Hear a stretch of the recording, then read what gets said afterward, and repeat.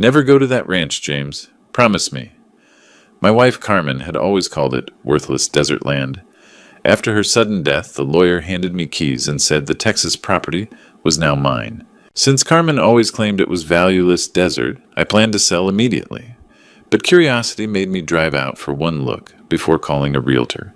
The moment I unlocked that front door, I went numb with shock. The worthless land was a $50 million oil operation. But Carmen hadn't just left me a fortune.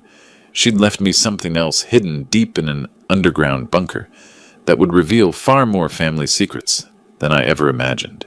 If you think you know what family secrets I found behind that locked door, drop a comment below and tell me where you're tuning in from. I sat in Mr. Sterling's wood-paneled office 3 weeks after burying my wife, staring at the mahogany desk between us. The lawyer's office smelled of leather and coffee, but all I could think about was Carmen's roses dying in our backyard because I kept forgetting to water them. In 32 years of marriage, Carmen Rodriguez had been my anchor.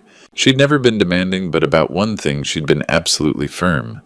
I was never to visit her family's old land in West Texas. "Just empty desert, my love," she'd say. Nothing but dust and bad memories. I'd respected her wishes, even when curiosity gnawed at me. That was our way. I trusted Carmen completely. But Carmen was gone now, taken by a stroke on a Tuesday morning while watering those roses she loved. The funeral had been a blur of casseroles and condolences of my 3 children, Adrian, Diego, and Catalina, flying in from Houston, Denver, and Austin just long enough to see their mother buried in San Fernando Cemetery. Then they scattered back to their busy lives, leaving me alone with silence that felt like drowning. "Mr. Rodriguez." Sterling's voice was gentle. He was thin with silver hair and kind eyes behind wire-rimmed glasses. "I know this is difficult, but there are final matters regarding your wife's estate." Everything felt difficult these days. Getting out of bed, making coffee for one breathing without Carmen, all harder than my 2 tours in Afghanistan. Sterling slid a small wooden box across his desk. Inside lay an antique brass key attached to a longhorn keychain and a sealed envelope with my name in Carmen's precise handwriting. The same script she'd used for grocery lists and birthday cards for 3 decades. "What is this?" I asked, my voice rough. "Your wife purchased property in West Texas 3 years ago," Sterling said carefully. "According to her instructions, you were only to be informed after her passing.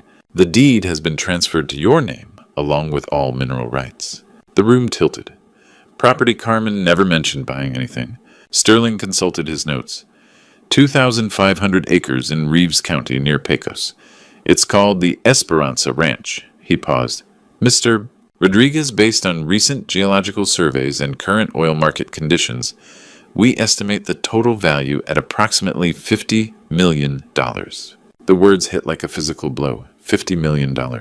Carmen, who'd clipped coupons religiously and bought generic cereal, who'd insisted we didn't need a new truck when mine hit 200,000 miles, had been sitting on a fortune without saying a word. My hands trembled as I lifted the brass key. The longhorn keychain caught the afternoon light, and I could hear Carmen's voice. "Promise me, James, never go to that ranch." But Carmen was gone, and her secrets were calling from across the Texas desert. For 32 years, I'd honored her wishes about that land. For 32 years, I'd trusted her judgment without question. Now holding the key to a $50 million mystery, I realized I'd never really known my wife at all. The woman who'd shared my bed, raised my children, and held my hand through every crisis had been keeping secrets that could change everything. I thought about our modest house on the south side, about the overtime shifts I'd worked to pay for the kids' college, about all the times Carmen had worried over bills while sitting on a fortune. Why had she hidden this from me? What else didn't I know? That night, I made a decision that would change everything. Tomorrow I would drive to West Texas and see what Carmen had been hiding from me for 32 years. The desert highway stretched endlessly before me, 4 hours of empty road giving me too much time to think. I'd left San Antonio before dawn, Carmen's words echoing in my memory. "Nothing but worthless desert land, my love. Just dust and memories." But if that were true, why had Sterling's surveys shown $50 million in oil deposits? The landscape around Pecos was harsh and unforgiving. Endless scrub brush and rocky outcroppings under a merciless sun. This was oil country where fortunes were made on geological gambles and families feuded over mineral rights. When I turned onto the dirt road marked Esperanza Ranch, my breath caught. This wasn't the abandoned wasteland I'd expected. A pristine gravel drive wound between maintained fence posts toward buildings that looked like a magazine spread about luxury ranches.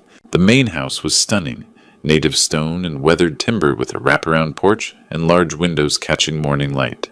Beyond it stood a restored barn outbuildings, and in the distance oil derricks pumping steadily against the blue sky. A weathered man in his 60s emerged from the barn, wiping his hands on a rag. "You must be Mr. Rodriguez," he said, extending a calloused hand. "I'm Wade Thompson. Been managing this place for your wife for 3 years?" "3 years," I repeated, still processing what I was seeing. "Wade, I had no idea any of this existed until yesterday." His face softened. "Mrs. Rodriguez was specific about that. Said you weren't to know until after she passed." He gestured toward the house. "She spent every penny fixing this place up, turning it from a wreck into something special." As Wade led me through the property, Carmen's secret project became clear. She'd restored everything. Buildings operations even brought the oil wells online with a company from Midland. The house was furnished with her impeccable taste.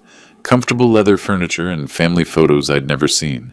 The oil discovery was pure luck, Wade explained as we stood looking out over the derricks.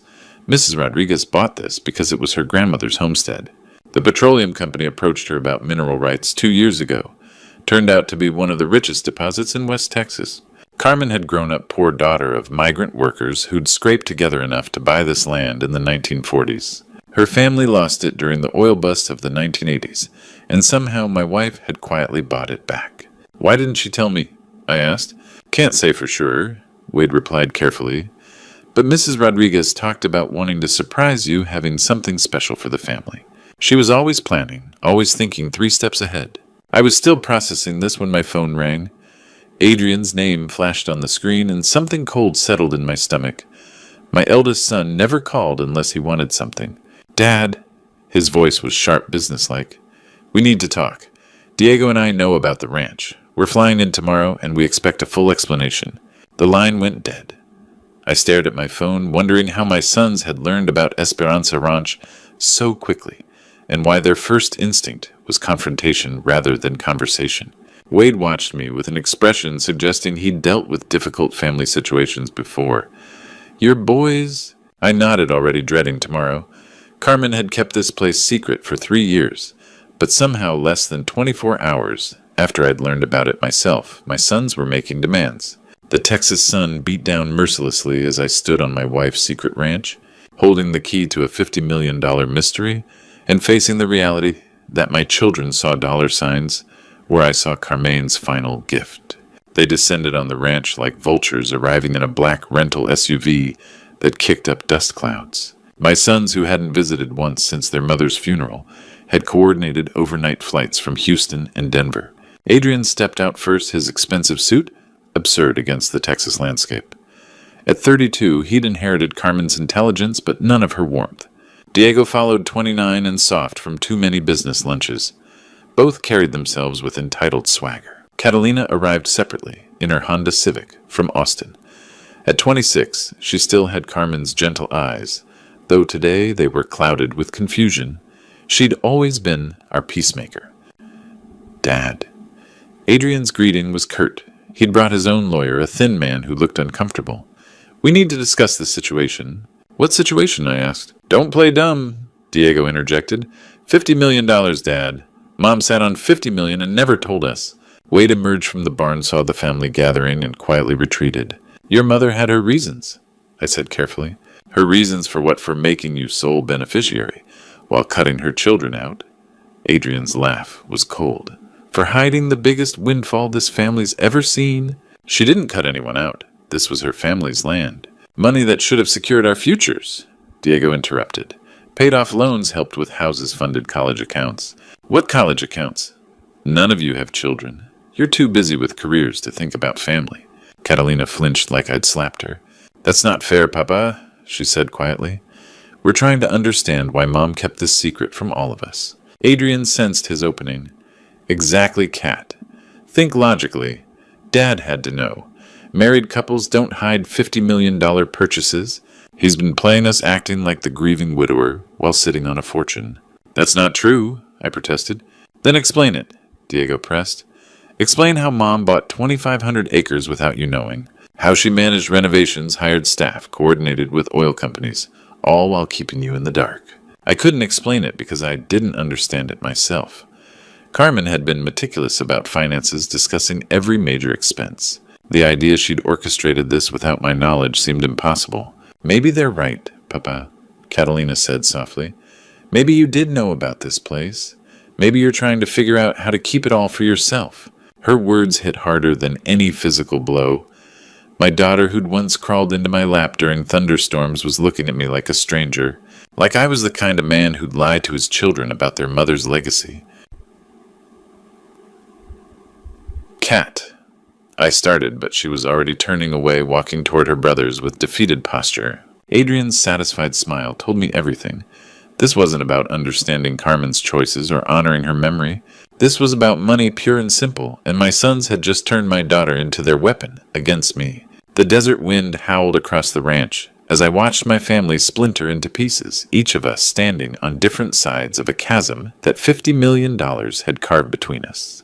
Wade found me sitting in Carmen's office at midnight, staring at her desk as if it might reveal the secrets my wife had taken to her grave.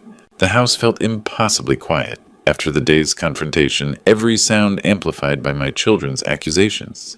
Can't sleep either, Wade asked, settling into the leather chair across from me. Mrs. Rodriguez used to sit right there when she was working late, always planning something. Planning what and why keep me in the dark. Wade studied me, then walked to the bookshelf behind Carmen's desk. His fingers traced along leather spines until he found a slim volume of Emily Dickinson poems Carmen had treasured since college. She told me if you ever seemed lost, really lost, I should show you this. He pulled the book forward, and I heard a soft click. A section of bookshelf swung inward, revealing a narrow staircase leading into darkness. Jesus Christ, I breathed. Mrs. Rodriguez had this built during renovations. Wade explained, flicking on lights that illuminated a spacious room below.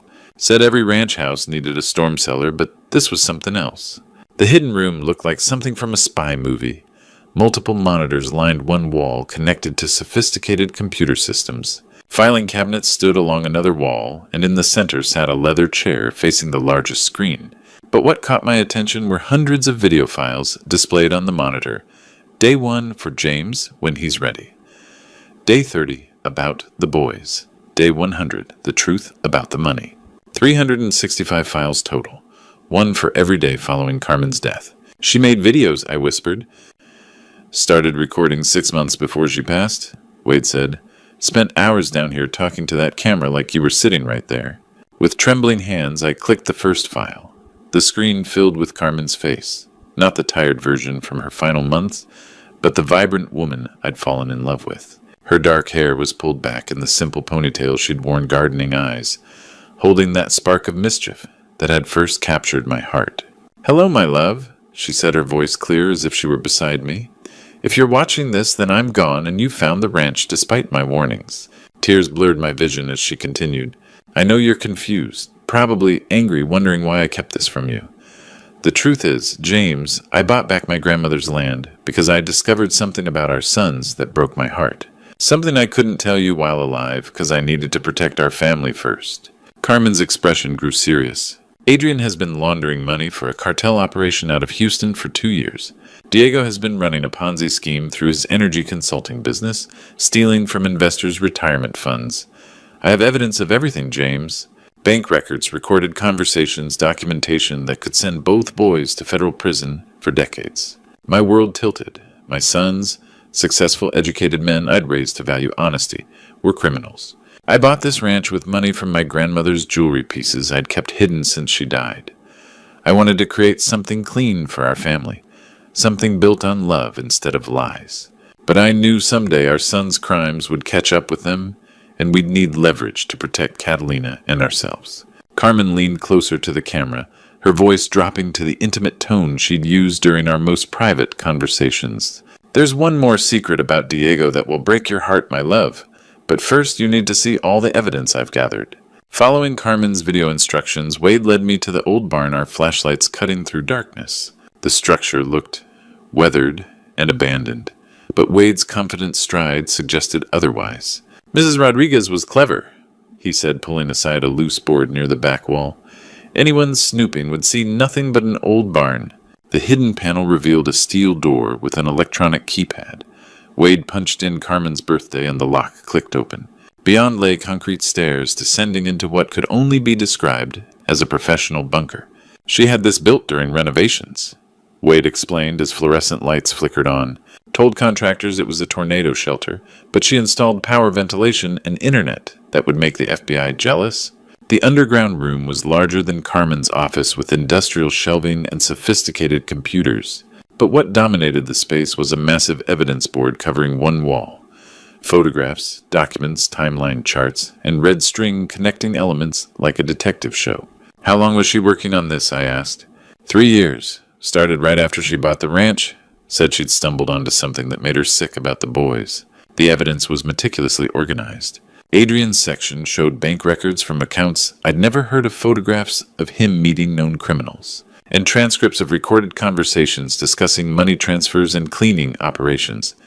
Millions of dollars flowing through shell companies and offshore accounts. Diego's section was equally damning. Investment statements showing fabricated returns, client lists of elderly retirees who'd trusted him with life savings, and spreadsheets tracking how he'd robbed Peter to pay Paul while skimming massive fees. The Ponzi scheme had been running 18 months and was collapsing. She recorded phone calls, I asked, examining a transcript. Had help from a private investigator out of Dallas, Wade said. Former FBI guy who specialized in white-collar crime. Carmen paid him to document everything legally. As I continued examining evidence, a medical file caught my attention. Diego's name was on the tab along with records from Houston hospitals and specialists. The diagnosis was clear: chronic kidney disease, stage 4, progressing rapidly toward complete renal failure. He's dying, I whispered. Mrs. Rodriguez found out 6 months ago. Wade confirmed. Diego had been hiding it, probably didn't want to appear weak to investors. But Carmen knew the signs from when her father went through it. The medical reports painted a grim picture. Diego would need a transplant within the year, possibly sooner. Best matches typically came from immediate family. Carmen had been tested and found compatible, but she'd never told anyone. She was going to save him, I realized, even knowing what he'd done. Wade nodded. That's who she was. But then the stroke took her, and now I stared at the medical files, understanding dawning. Diego's crimes weren't just greed. They were desperation. A dying man trying to secure money for his family before his body failed. It didn't excuse what he'd done, but it explained the urgency. The meeting was set for Monday morning. Adrian and Diego arrived with their lawyers, confident they would walk away with millions. They'd convinced Catalina to drive up from Austin again, her presence clearly intended as emotional leverage against me. I sat at the head of the conference table in the ranch's dining room, which Wade had transformed into a professional meeting space. Across from me, representatives from Lone Star Energy waited with contracts and geological surveys spread before them. Dad, Adrian began, his voice condescending. Our proposal is simple. A 3-way split of all assets with professional management for maximum returns. Diego nodded, pulling out financial projections. I've run the numbers. We're looking at generational wealth, trust funds, debt payoffs, maybe a family foundation in Mom's name. The irony of Diego discussing trust funds while running a Ponzi scheme wasn't lost on me, but I kept my expression neutral. That sounds reasonable, I said calmly. But before we decide, I think our partners should know exactly who they'd be working with. I slid a thick manila folder to Tom Brennan, Lone Star's regional director. Financial records for both my sons going back 3 years. Thought you might want to review them before any long-term agreements. Adrian's smile faltered as Brennan opened the folder. Bank statements, transaction records, recorded conversations. Everything Carmen had documented about their crimes. What the hell is this? Adrian demanded. Evidence, I replied. Evidence that my eldest son has been laundering money for a Mexican cartel using his law practice as a front. And evidence that Diego has been operating a Ponzi scheme defrauding elderly investors. The room fell silent except for pages turning. Brennan's expression grew increasingly grim. These are serious allegations, Diego said, voice shaking. Dad, you can't believe... I believe what the evidence shows... I interrupted. Phone records, bank transfers, witness statements. Your mother spent 3 years building an airtight case. Catalina stared at her brothers in shock. Is this true, Adrian, Diego? Their silence was more damning than any confession. Brennan closed the folder and stood. Mr. Rodriguez, Lone Star Energy cannot continue our partnership under these circumstances. We're terminating all contracts pending legal review. He gathered his materials and headed for the door. Wait, Diego called. You can't just... We don't do business with criminals, Brennan replied without turning. As the oil executives departed, Adrian turned on me with fury. You son of a bitch. You've destroyed us. Do you know what you've done? I've protected this family's reputation, I said. Something you should have considered before becoming criminals. Catalina was crying, the weight of her brother's betrayal sinking in. How could you lie to all of us? But Diego wasn't listening. His face had gone ashen, and he was clutching his side, breathing in short, painful gasps. Diego, I said, anger immediately replaced by concern. He tried to stand, took one step, and collapsed. As the oil executives walked away and Adrian screamed about lawsuits, Diego clutched his side and fell to the floor. Call 911, I shouted, my anger instantly replaced by fear. The ambulance ride to San Antonio felt like the longest hour of my life, watching Diego's face grow paler with each passing mile. The paramedics worked efficiently monitoring his vitals while radioing ahead to University Hospital, but I could see the concern in their eyes as his blood pressure continued dropping. Adrian rode in his own car behind us, his earlier fury replaced by the kind of fear that only comes when you realize money means nothing if you lose the people you love. Catalina had insisted on riding with me in the ambulance, holding Diego's hand and whispering prayers in Spanish, something she hadn't done since childhood. His kidneys are shutting down, one of the paramedics explained as we pulled into the hospital's emergency bay. We need to get him into dialysis immediately. The next few hours blurred together in a haze of medical terminology and waiting room coffee. Dr. Sarah Brennan, the hospital's chief nephrologist, emerged from Diego's room with the kind of expression that meant serious conversations were ahead. Mr. Rodriguez, she said, pulling me aside, your son is in end-stage renal failure. Without immediate intervention, we're looking at weeks, not months. What kind of intervention? I asked, though I already suspected the answer. Kidney transplant. Diego's been managing this condition for months, probably longer, but the stress of today's events pushed his system over the edge. We need to find a compatible donor as soon as possible. Adrian appeared at my shoulder, having caught the tail end of the conversation. What are his chances? With a good match from a family member, excellent. The surgery is routine, and recovery time is typically 6 to 8 weeks for both donor and recipient. Dr. Brennan explained the testing process as nurses drew blood from Adrian, Catalina, and me. The compatibility screening would take several hours, but family members had the best odds of being suitable donors. I should have seen this coming, I said more to myself than anyone else. Carmen knew. She'd been tested and found compatible, but she never told him. Mom knew Diego was sick, Catalina asked, her voice small. She knew everything, I replied, about the kidney disease, about the crimes, about the desperation that drove both your brothers to make terrible choices. For the first time since the confrontation at the ranch, Adrian looked genuinely ashamed. Dad, I never meant for things to go this far. The money, the schemes, it started small, just a way to help Diego pay for treatments he couldn't afford. And then it became about more than medical bills, I said. Yeah, he admitted. It became about proving we were successful, about living up to some image we thought we needed to maintain. Mom would be ashamed of what we became. Catalina reached across the waiting room chairs to take her brother's hand. She would be proud that you're here now that you're trying to save Diego. As we sat in the sterile hospital waiting room, something shifted in our family dynamic. The anger and accusations that had defined our relationships since Carmen's death began giving way to the kind of love that had always existed underneath. Complicated, sometimes painful, but unbreakable. I'm sorry, Papa, Catalina said quietly. I should have trusted you. I should have known you'd never hide anything important from us. You were protecting your brothers, I replied. That's what family does. Dr. Brennan returned as the sun was setting outside the hospital windows, carrying a manila folder with our test results. But instead of the relief I'd expected to see in her expression, there was confusion, maybe even concern. Mr. Rodriguez, we have the test results. There's something unusual we need to discuss. In the quiet consultation room, Dr. Brennan spread the lab results across the table, her expression troubled. The fluorescent lights hummed as she arranged papers with careful precision. Mr. Rodriguez, she began gently, the compatibility testing revealed something unexpected. You're not a match for Diego, but the blood work showed genetic markers that prompted additional tests. She slid a DNA analysis toward me. The technical language was dense, but the conclusion was clear.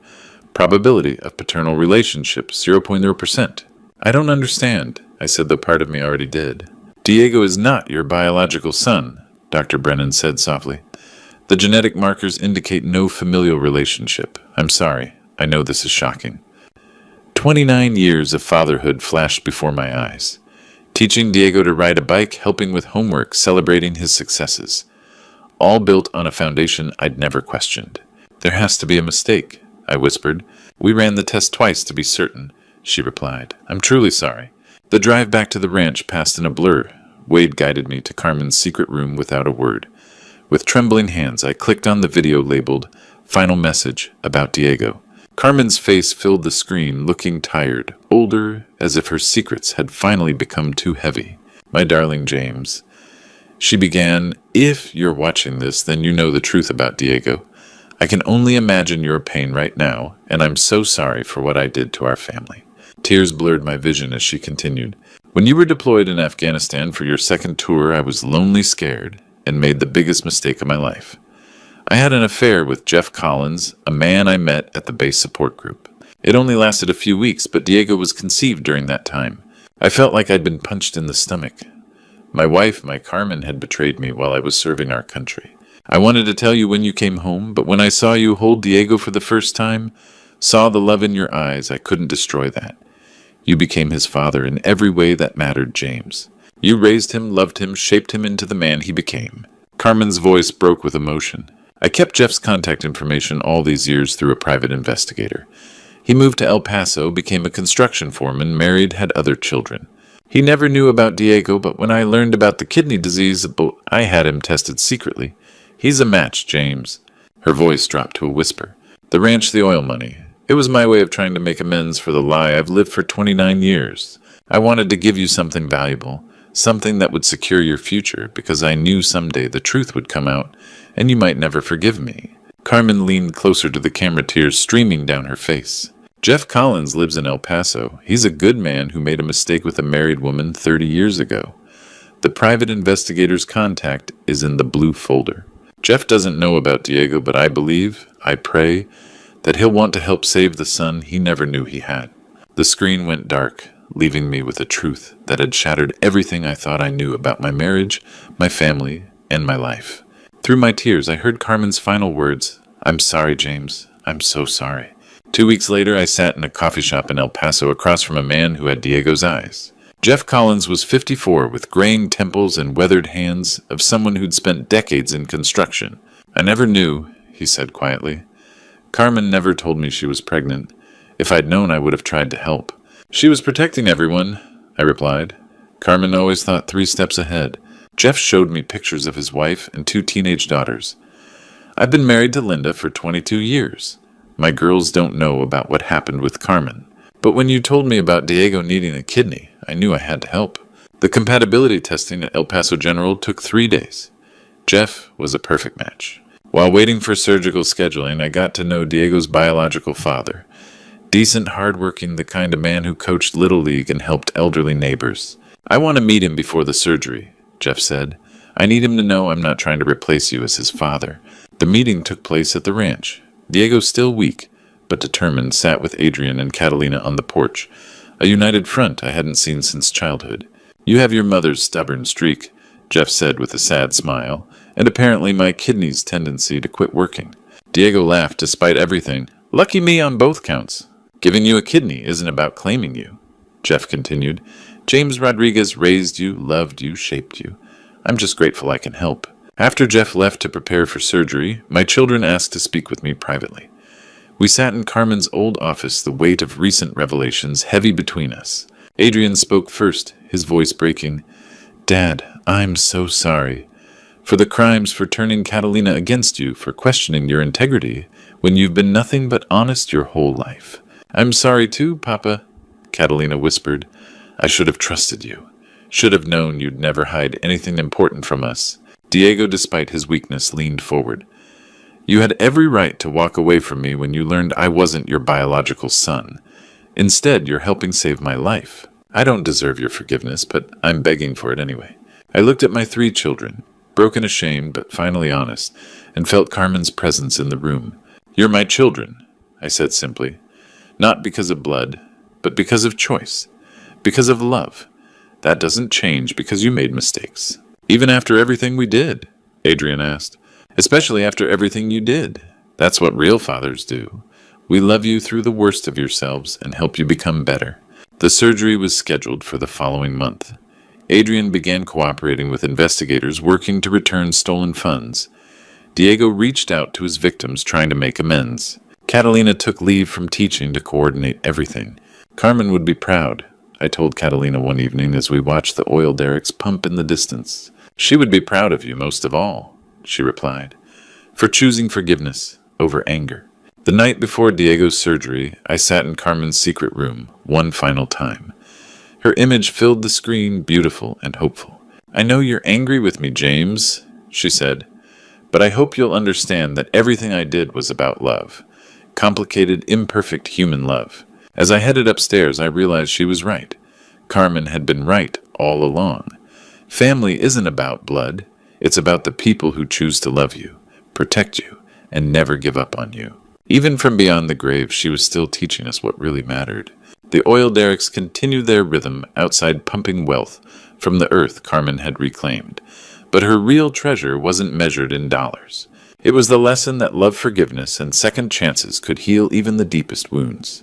Looking back on everything that happened after Carmen's death, I realized how close I came to losing my family forever. The secrets, the lies, the money, they nearly destroyed us all. But sometimes God has a way of using our darkest moments to teach us the most important lessons. Don't be like me, friends. Don't let pride and anger blind you to what really matters. When I discovered my son's crimes, my first instinct was revenge. When I learned about Carmen's affair, I wanted to hate her memory. But God showed me that forgiveness isn't about what others deserve. It's about what love requires. The truth is, this true story taught me that family isn't defined by blood or perfection. It's defined by the choice to keep loving, even when it hurts. Diego may not share my DNA, but he's my son because I chose to raise him, protect him, and forgive him. That's what real fathers do. Carmen's ranch became more than just inheritance. It became a place where broken people learn to heal.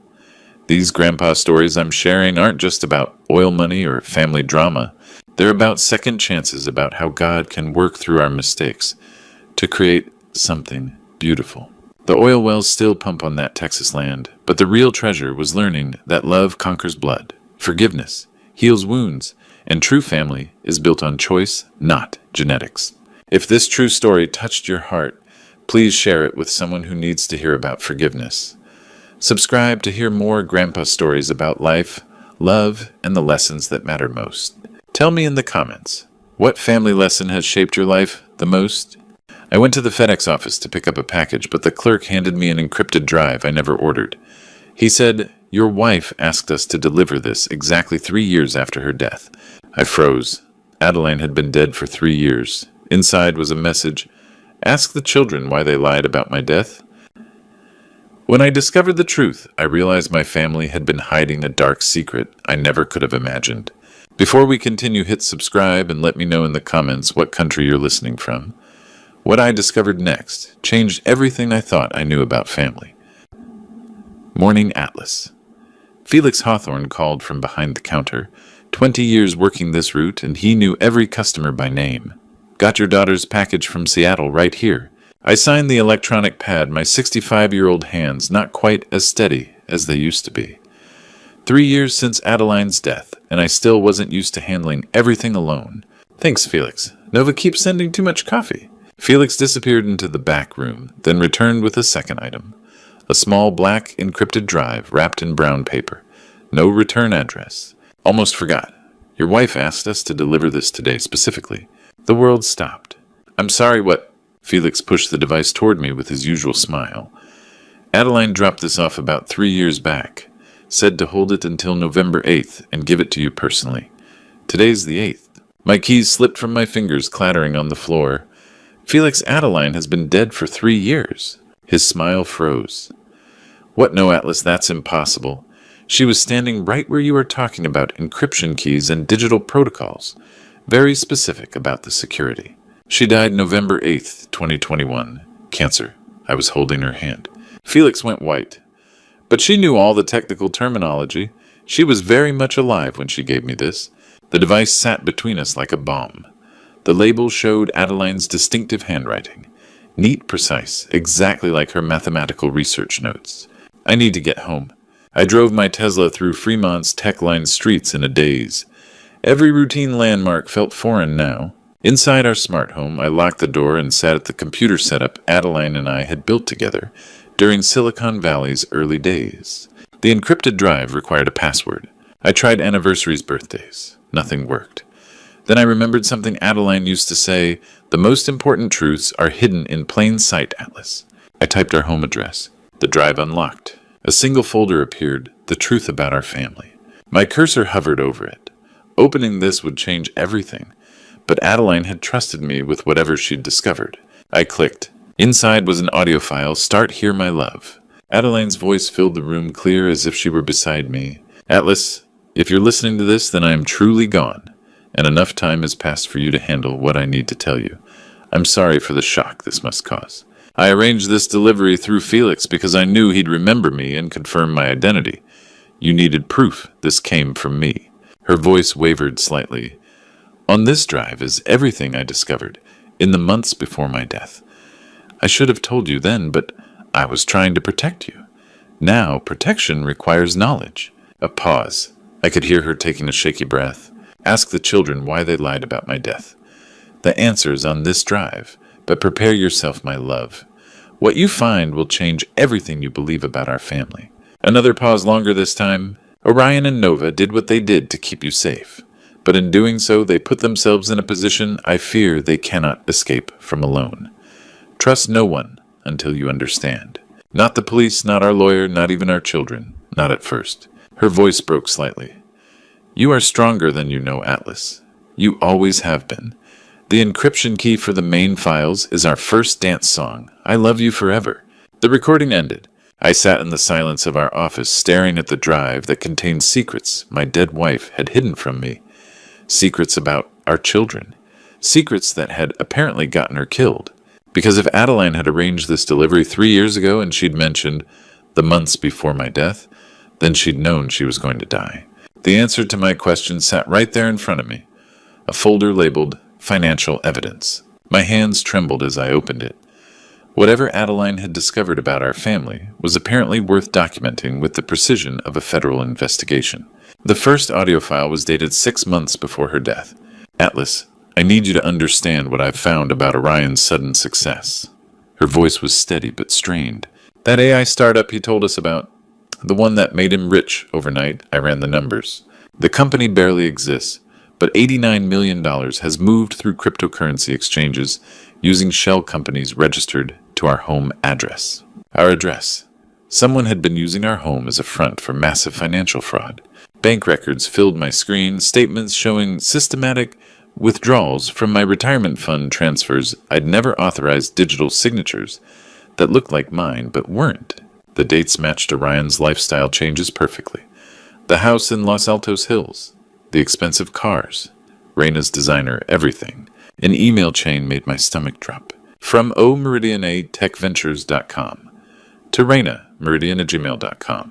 tgrimmyadvancedtech.corp. Dad's getting suspicious about the retirement account. We need to accelerate the timeline. Reply from tgrimadvancedtech.corp. Handle your father. Raina knows what to do if he becomes a problem. Reply from rainameridian@gmail.com. Don't worry about Atlas. Mom's the real threat. She's been asking too many questions. Mom's the real threat. They'd been planning this. My son, my daughter-in-law, and someone called TG, who apparently ran the whole operation. And Adeline had gotten too close to the truth. The final audio file was dated 2 weeks before her death. Adeline's voice was weaker now, frightened. "I confronted Orion yesterday, showed him the evidence. He didn't deny it, just said it had gotten out of hand. But then he said something that terrified me. The TG wouldn't let him stop, now that they were in too deep." Her voice dropped to a whisper. "My cancer medication tastes different lately, Atlas. The pills Orion picks up from the pharmacy for me. I'm getting sicker faster than the doctors predicted. I think someone's been tampering with them. The cancer medication. Orion had insisted on handling all her prescriptions, said it was the least he could do to help. If something happens to me, you'll know it wasn't the cancer. Protect Nova. She doesn't know anything. But Atlas, whatever you do, don't trust Orion. Our son isn't who we thought he was. The recording ended. I sat in the darkness, the weight of betrayal crushing me. The boy I'd raised, taught to code, been so proud of. He'd been systematically stealing from me while poisoning his own mother. $89 million. My retirement fund. Adeline's life. All sacrificed for whatever scheme this TG person was running. Outside car doors slammed shut. Heavy footsteps crunched across the gravel driveway, moving with purpose toward my front door. Multiple sets of footsteps. They weren't here to talk. The front door exploded inward as I grabbed the encrypted drive. 3 men in tactical gear swept into my living room. Professional. Armed. I had maybe 10 seconds before they reached the office. Adeline's warning echoed, "Trust no one until you know the truth." I shoved the drive into my jacket and bolted for the back door. My phone triggered our smart home's rear exit, just as boots thundered upstairs. "He's not here." Check the office. I slipped through the back garden, staying low behind the hedge. My Tesla was probably compromised. Instead, I sprinted toward the neighbor's fence, grateful for those morning walks with Adeline. There, moving toward Stevenson Boulevard, I vaulted the fence, landing hard in the Johnsons' yard. Their German shepherds barking covered my escape as I flagged down an Uber. 24/7 internet cafe on Pacific Commons. Drive fast. Through the rear window, 2 black SUVs tore from my driveway. They'd searched systematically, but wouldn't expect me to go deeper into the tech district. The cafe was perfect. Anonymous, crowded. I paid for a back corner station and immediately started uploading Adeline's files. Google Drive, Dropbox, iCloud, my old university server. If they wanted this evidence, they'd have to find it everywhere. "Excuse me, sir." The manager approached nervously. "Some men outside are asking about you." They showed badges. Badges. Of course, TG's operation had law enforcement credentials. "Is there a back exit?" "Through the kitchen." I was already moving. The kitchen led to a service alley connecting to Pacific Commons Shopping Center. From there, I could blend into the evening crowd of tech workers. But I needed height, perspective. The parking garage across from the Apple store rose 6 stories. From the top level, I could see the whole district. 4 SUVs, at least 12 men. They had the cafe surrounded, expanding their search grid. I was trapped. Then I noticed the security camera mounted on the northeast corner. Red recording light blinking steadily. If something happened here, there'd be evidence. These people operated in shadows. They wouldn't risk exposure. I walked directly under the camera and waited. 5 minutes later, the SUVs pulled away. My phone buzzed. Dad, are you okay? I heard about a break-in at the house." Orion. The same voice that used to call from college needing coding help. The same voice that had thanked me at his wedding. The same voice planning my death in those emails. "I'm fine, son. Just shaken up. Where did you hear about it?" "It's all over the neighborhood app. This is serious. You can't stay at the house. Come stay with Raina and me until police figure out what happened." "The police?" "Right. Probably on TG's payroll, too." "That's thoughtful. Let me grab a few things first." "No, Dad. Don't go back there. It's not safe. I'm sending a car for you right now." "What's your location?" He was trying to find me. The concerned son act was perfect, but I could hear something else underneath. Urgency. Desperation. Fear. "I'll call you back. I need to think." I ended the call and stared at the phone. My own son was hunting me. The boy I'd taught to code was using every digital tool at his disposal to track me down. But he'd forgotten something important about his old man. I'd been writing algorithms since before he was born. Time to remind him who taught him everything he knew. My son's voice sounded concerned, but I had learned not to trust anyone. 20 minutes later, I sat across from Orion at Blue Bottle Coffee in Palo Alto. The cafe buzzed with venture capitalists and startup founders providing perfect cover. But I had to be careful. Well, one wrong word could put me in immediate danger. "Dad, you look terrible." "Are you hurt?" Orion reached across the table, concern etched on his face. I remembered that expression from his childhood. The same worried look when he'd broken something and blamed Nova. "I'm fine, just shaken up." I kept my voice steady. "The police said it was probably random. Burglars looking for electronics? That's what I heard on the neighborhood app." He leaned forward. "But Dad, you can't stay at the house alone. It's not safe." Interesting. How had he known I wasn't staying at the house? I hadn't mentioned leaving. "You're probably right. I was thinking of getting a hotel room for a few days." "No need for that. Come stay with Raina and me. We have plenty of space." The same house bought with my stolen retirement money. That's generous, but I don't want to impose. Besides, I should probably stay close to home in case the police need anything. Orion's eyes flickered with something. Frustration. What could they possibly need? It was just a break-in. Well, they asked about Mom's old research files. Apparently, the burglars spent a lot of time in the office. I watched his reaction carefully. Strangest thing, they seemed to know exactly where to look. His coffee cup rattled slightly against the saucer. Mom's research. Why would burglars care about mathematical theorems? That's what I wondered. Unless... I paused as if a thought just occurred to me. Unless someone told them those files contained something valuable. Dad, you're being paranoid. Am I, because the police mentioned something interesting? They said this kind of targeted search usually means inside information. I kept my tone conversational, concerned father seeking advice from successful son. Orion shifted in his chair. Inside information from who? Someone who knew the house layout, knew where Mom kept her important documents. I sipped my coffee casually. Someone who had access. Dad, you're scaring yourself. Why don't we go back to my place? Raina's making dinner. He was trying to get me isolated, away from public spaces. Actually, I should probably check on Nova first. Make sure she knows what happened. I pulled out my phone. I'll call her now. No. Orion's hand shot across the table, stopping me. I mean, she's probably at work. Time difference and all. Maybe wait until tonight. Why wouldn't he want me calling Nova? That's when I noticed his other hand. He'd been texting someone under the table. His thumb moved frantically across the screen. You know what, son? You're right. I am being paranoid. I stood up slowly. Thanks for the coffee. I think I'll head to that hotel after all. Which hotel? I should know where you're staying. I'll figure it out. Probably something near the airport. As I walked toward the exit, I caught Orion's reflection in the window. He was still texting, his face tight with concentration. I'd almost reached my car when I heard her voice. Hello, Atlas. Raina stood beside a black Mercedes, her smile cold as Silicon Valley fog. She was dressed in expensive business attire, every inch the successful tech executive. We need to talk. Raina's smile was ice cold as she approached, clearly in control. I was hoping we could avoid this conversation, Atlas. But Orion tells me you've been asking uncomfortable questions. I glanced back at the cafe. My son was inside phone, pressed to his ear, watching us with the expression of someone in over his head. Questions about my retirement money, about my wife's death. Those seem reasonable. Your wife's death was unfortunate but necessary. Her voice carried no emotion.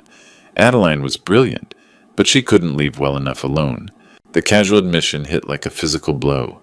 This woman had sat at my dinner table, called me dad, and murdered my wife. You killed her? I solved a problem. Adeline discovered our operation 6 months before her cancer diagnosis. The cancer just gave us convenient cover. And Orion, your son is ambitious, greedy, weak, but he's not a killer. That required actual vision. She gestured toward her Mercedes. Get in. We're discussing terms at my office. What terms? You have Adeline's evidence files. I want them back. And if I refuse... Raina showed me a photo that froze my blood. Nova bound and gagged in what looked like a warehouse. Your daughter is very pretty. Tragic if something happened to her. They had Nova, my innocent daughter who'd never hurt anyone. The files Atlas, all of them, including your cloud backups. She knew about the uploads. Fine, but Nova goes free first. That's not how this works. Get in. We drove to Orion's startup office in the industrial district. State-of-the-art smart building. One I'd helped design 2 years ago when I thought my son was legitimate. Impressive setup, I said as we entered.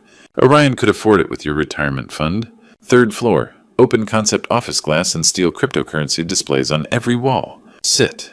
Raina pointed to a chair. Orion emerged from a side office looking sick. Dad, I never wanted... Shut up. Raina's voice cut like a blade. Your father is transferring Adeline's files to our servers. She pulled up a workstation. I need your cloud passwords. All of them. But I was studying the room's smart systems. The same network I'd helped design. My phone connected automatically. I still had administrative access. You know Raina, Orion really spared no expense on this place. I triggered the fire suppression system. Halon gas flooded the room. Emergency lighting activated. Elevators locked down. What did you do? Raina spun around, eyes wide. Emergency protocols. In 30 seconds, this floor seals and ventilation shuts down. Orion ran for the stairs. Smart. He remembered the schematics. Raina lunged at me, something metallic flashing. I dove behind a server rack as the room's communications went dark. My override had cut their network phones everything. You think this changes anything? I still have your daughter. I reached the server room, fingers flying across the emergency console. All building systems controlled from here, including external communications. Cut their communications, their whole operation falls apart. My phone buzzed, one call getting through. Dad, Nova's voice, terrified. Dad, help me, they have me. The line died, but I'd heard something in the background. Something that told me exactly where they were keeping her. I had to find help, but Adeline's warning echoed, trust no one. But hiding in that server room, I remembered something else from her recordings. There are still good cops, Atlas. Find Detective Sage Hunter.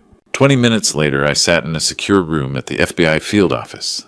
The background noise from Nova's call had been crucial. The distinctive Bay Bridge foghorn. They were holding her near the waterfront. Mr. Meridian, we've been hoping you'd contact us. Detective Hunter had sharp eyes and the steady presence of someone you'd want in a crisis. You know about Raina. We've been investigating Thaddeus Grimm for 3 years. Agent Cypher Kane spread files across the table. Your son's startup is just one piece of a larger operation. Grimm runs Advanced Tech Corporation, Hunter explained. Surface-level legitimate venture capital. Underneath money laundering using Silicon Valley startups as fronts. Your son's company was perfect, young, desperate for funding. And Raina Castellano, her real name. Grimm's top lieutenant specializes in compromising targets. She's been working your family for 5 years. 5 years, since before she met Orion. Detective Ravencross feeds them information from inside, Kane continued. Every time we got close, she'd tip them off. So you can't trust your own people. We can't trust Cross, but we've been building a parallel case. Hunter leaned forward. Are you willing to help us end this? They have my daughter. We know where. Kane pulled up satellite imagery. Grimm owns a warehouse complex near Pier 33. Tech equipment storage officially. Sensitive operations unofficially. The building looked like a fortress. Raina will want an exchange. Your evidence for Nova's life. We can use that. You want me to walk into a trap. A trap we control. But we need inside information, building layouts, security systems. I thought about the integrated systems I'd designed throughout Silicon Valley. I can help with that? Good. Because we have another problem. Hunter's expression darkened. They're moving operations tonight. If we don't act in the next few hours, Grimm's entire network disappears. What about Nova? If they're running, they won't leave witnesses. Ice water in my veins. My daughter wasn't just kidnapped. She was on borrowed time. What do you need? Everything about their technology, security, psychology. Raina thinks she's smarter than everyone. That's her weakness. And Grimm. He trusts Raina completely. Doesn't know she's been skimming from the operation, building her own nest egg. Hunter checked his watch. 2 hours before they start moving assets. If we're saving Nova and taking down this network, it's tonight. Then let's go. Orion's house looked peaceful from the outside, but I knew it was a fortress. The Los Altos Hills mansion sat behind electronic gates, every inch the Silicon Valley success story. State-of-the-art security AI systems, motion sensors that could detect movement at 50 yards. But I'd helped design some of those systems. Remember, we go in quiet, Agent Kane whispered through my earpiece. FBI tactical is positioned, but we need Nova safe first. I studied the building from across the street. 2 years ago, Orion had asked for my security advice. I'd been so proud thinking my son wanted his old man's expertise. Now I realized he'd been planning betrayal even then. There, I pointed to the north wall. Blind spot in camera coverage. Motion sensors have a 3-second delay on that angle. We moved quickly, staying low. My 65-year-old knees protested, but adrenaline carried me forward. Nova was inside, terrified and alone. The external cameras were easy. I still had backdoor codes from my consulting work. A few keystrokes, and the security system showed empty lawn. The laser grid in the main hallway was new but predictable. I'd taught Orion about security redundancy. He'd learned too well. We crawled under the beams, following paths I'd mapped from memory. The house hummed with servers and climate control. Nova's voice came from below us, faint but unmistakable. Dad, are you there? The basement server room. Most secure location surrounded by electronic countermeasures. I found the hidden access panel behind the kitchen pantry. Another feature I'd suggested. Stairs led to a high-tech bunker. Nova sat tied to a chair, tears streaming, but her eyes lit up when she saw me. Dad, I'm here, sweetheart. I cut her restraints, pulling my daughter into a fierce hug. Dad, I heard them talking. Orion's been planning this for years. Grimm promised him everything. Money, power, new identity if they had to run. It's okay, we're getting you out. Not so fast. Orion stood in the doorway, unrecognizable. Cold eyes calculating expression. A pistol in his right hand. I really hoped it wouldn't come to this, Dad. Orion, please. She's your sister. Sister. We're not even real family anymore, Dad. Blood doesn't mean anything when you've been living a lie your whole life. He stepped forward, gun steady. You both know too much now. I raised you better than this. You raised me to be weak, to follow rules, care about feelings. Grim taught me what really matters. Power control, taking what you want. His voice turned bitter. You know what's funny, Grim's been more of a father to me than you ever were. He saw my potential when you just saw disappointment. The words hit like physical blows, but they gave me an idea. You're right, son. Grim taught you well. My phone was still connected to the house systems. While Orion gloated, I triggered automated lockdown. Steel shutters slammed over windows. The door sealed electromagnetically. Emergency lighting bathed everything red. What did you do? Orion spun panic, replacing confidence. Activated your own security against you. Something Grim never taught. Always know your environment better than your enemy. The gun wavered. This doesn't change. Agent Kane moved like lightning, disarming Orion before he could finish. My son collapsed to his knees, finally looking like the scared boy I remembered. It's over, Orion. No. Barely a whisper. Grim will never let this end. He'll kill all of us before letting his operation fall apart. Heavy footsteps echoed above us. Multiple sets moving with military precision. Game over, Atlas. Thaddeus Grimm's voice carried through the intercom, cold and amused. I'm afraid my young protege is right. This is far from over. Thaddeus Grimm walked into the room like he owned the place, because he did. The man behind everything stepped through the sealed doorway, as if electromagnetic locks were merely suggestions. Tall, silver-haired, wearing a perfectly tailored suit that probably cost more than most people's cars. He moved with the confidence of someone who'd never faced real consequences for his actions. Until tonight. Atlas Meridian, the famous software architect. Grimm's voice carried the smooth polish of a man accustomed to boardrooms and power lunches. I've been looking forward to meeting you properly. The feeling isn't mutual. Oh, but it should be. You see, this has all been about you from the very beginning. Grimm gestured around the high-tech bunker. 10 years of careful planning. Your company, your innovations, your brilliant mind. I needed all of it. So you decided to steal it. And I decided to acquire it through the most efficient means available. Your son made an excellent inside man once we found the right leverage. Orion flinched at the words, still kneeling where Kane had left him. Reyna was even more useful, Grimm continued. Beautiful, intelligent, completely without conscience. The perfect handler for a weak-willed mark like Orion. And my wife? Grimm's expression didn't change. Adeline was brilliant, but inconvenient. She discovered our operation 6 months before her cancer diagnosis. We simply accelerated her timeline. The casual admission of murder hung in the air like poison gas. You're insane. I'm practical. Your wife's death served multiple purposes. It eliminated a threat, provided cover for our activities, and left you emotionally vulnerable. We could have continued indefinitely if she hadn't been so thorough in her documentation. Heavy footsteps echoed from the stairway above, multiple sets moving fast. That would be Detective Cross. Grimm smiled. Come to arrest you for industrial espionage and murder. Such a tragic end to a brilliant career. But the voice that called down wasn't Detective Cross. FBI building is surrounded. Detective Hunter's voice amplified through a megaphone. Grimm's confidence flickered for the first time. Impossible. Cross assured me. Cross has been under surveillance for 6 months. Agent Kane said, rising from behind the server rack. Every conversation, every payment, every order you gave her. We have it all. The sound of tactical teams moving through the house above us was unmistakable now. Grimm's perfectly orchestrated plan was collapsing in real time. Orion, tell them. Grimm's voice turned desperate. Tell them your father forced you into this. Tell them he was the mastermind. But my son just stared at the floor broken. I can't do this anymore. Orion's voice was barely a whisper. I can't lie anymore. Dad, I'm sorry. I'm so sorry for everything. Pathetic! Reyna's voice cut through the emotional moment like a blade. She'd been silent until now, calculating her options. You were always weak, Orion. Grimm should have known better than to trust a mama's boy. She moved toward the emergency exit I'd forgotten about, a maintenance tunnel that connected to the neighboring property. Agent Kane was faster. going somewhere Ms. Castellano. The takedown was swift and professional. Raina hit the floor hard, her designer outfit finally showing some wear. Thaddeus Grimm, you're under arrest for conspiracy, money laundering, and murder. Detective Hunter appeared at the top of the stairs, weapon drawn, but controlled. Atlas Nova, are you both all right? We're fine. I managed, still holding my daughter close. As they led Grimm away in handcuffs, he looked back at me one last time. You think this is over? There are others. Bigger operations. You've won a battle, not the war. Maybe, but I've won the only battle that matters to me.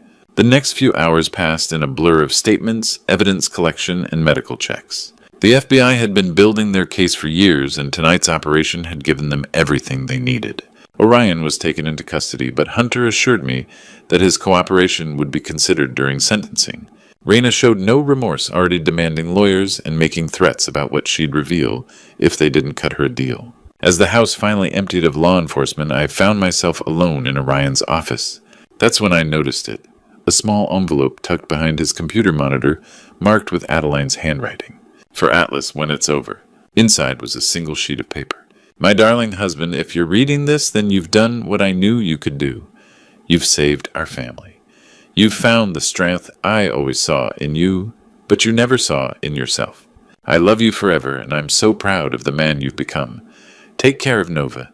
Take care of yourself. And remember, love transcends everything, even death. Adeline. I sat in that empty office and cried for the first time since her funeral. But these weren't tears of grief anymore. They were tears of gratitude. 6 months later, I stood in federal court as Grimm received his sentence. Life imprisonment without parole. Judge Martinez's voice carried absolute finality. The man who'd murdered my wife and corrupted my son finally faced justice. Raina got 25 years, showing no remorse even in shackles. Orion received 15 years reduced for cooperation. When they read his sentence, he looked at me across the courtroom. Frightened, ashamed, but finally honest. I nodded to him. Not forgiveness yet, but a beginning. The $89 million recovered went back to defrauded investors. I donated my portion to a foundation educating seniors about financial fraud and cybersecurity. If Adeline's death was going to mean something, it had to protect other families. Nova moved back to California, taking a cybersecurity job in San Francisco. We had dinner every Sunday now, sharing stories about her mother rebuilding trust that Orion's betrayal had damaged. Do you think Mom knew what was going to happen? Nova asked one evening. I thought about Adeline's final message, her careful arrangements to protect us even after death. Your mother understood that love isn't just emotion. It's choosing someone else's well-being above your own every single day. I started teaching cybersecurity at the local senior center. Every Tuesday and Thursday, helping people my age navigate the digital dangers that had nearly destroyed us. It was Adeline's work, using knowledge to protect the vulnerable. Sundays after dinner, I'd visit Adeline's grave in the hills above Fremont. The simple headstone read, Beloved Wife, Mother, and Truth Seeker. Thank you for trusting me with the truth, I'd tell her. Thank you for believing I was stronger than I knew. From the cemetery, you could see the tech companies below, places where dreams were born and sometimes corrupted. But you could also see neighborhoods where families lived, children played, people like us built lives worth protecting. I'd learned that family isn't about blood. It's about people who stand by you when everything falls apart, who trust you with secrets, who believe in your strength when you don't. Detective Hunter and Agent Kane became friends. Monthly coffee meetings sharing stories about justice served. They'd shown me there were still good people fighting for what's right. Technology should serve humanity, not destroy it. That lesson I passed to students, to Nova, to anyone who'd listen. Our tools should strengthen families and protect communities, not tear them apart for profit. Sitting in my apartment that evening, looking at Adeline's photo, I realized something profound. She wasn't really gone. Her love, wisdom, and fierce protection lived on in every choice I made, every person I helped, every moment I chose truth over convenience. The encrypted drive sat in my desk drawer. Now its secrets revealed purpose, fulfilled. But Adeline's real inheritance wasn't digital evidence. It was knowledge that love transcends everything, even death itself. And sometimes the greatest gift you can give someone is the chance to discover their own strength. The cemetery overlooked Silicon Valley's gleaming towers, but from up there you could see what really mattered. The homes where families gathered, the schools where children learned, the communities where people chose to care for each other despite the risks. Adeline had taught me that truth isn't just about facts and evidence. It's about the courage to act on what you know is right, even when it costs everything. Looking back on this true story, I realize how blind I was to the signs right in front of me. Don't be like me. Don't ignore your instincts when something feels wrong about the people closest to you. I trusted too easily, loved too blindly. When Orion started flashing money and expensive cars, I should have asked harder questions. When Raina seemed too perfect, too eager to please, I should have been suspicious. But like many grandpa stories teach us, sometimes we learn wisdom only through pain. God has a way of revealing truth when we're ready to handle it, even when that truth shatters everything we believed about our family. I spent 3 years grieving Adeline's death, never knowing she'd been murdered by our own son's greed. The Lord works in mysterious ways. He used my wife's love from beyond the grave to save what remained of our family. This true story taught me that technology can be both blessing and curse. The same encrypted drive that revealed my son's betrayal also contained my wife's final act of love. Don't be like me. Don't wait until tragedy strikes to truly see the people around you. If you're hearing this among other grandpa stories about family betrayal and redemption, remember, blood doesn't guarantee loyalty, but love transcends even death itself. God gave me strength I didn't know I possessed when I needed it most. The hardest lesson. Sometimes protecting your family means fighting against your own children. I pray to God that none of you ever face such a choice. But if you do remember, truth is always worth the cost, no matter how much it hurts. This true story changed me forever. At 65, I learned that being a grandfather means more than just loving your family. It means having the courage to hold them accountable when they lose their way. Don't be like me. Don't let blind love make you an accomplice to evil, even when that evil wears the face of someone you raised. What would you have done in my situation? Share your thoughts in the comments below. If this story touched your heart, please share it with others who might need to hear it. And don't forget to subscribe to our channel for more powerful grandpa stories that remind us what really matters in life.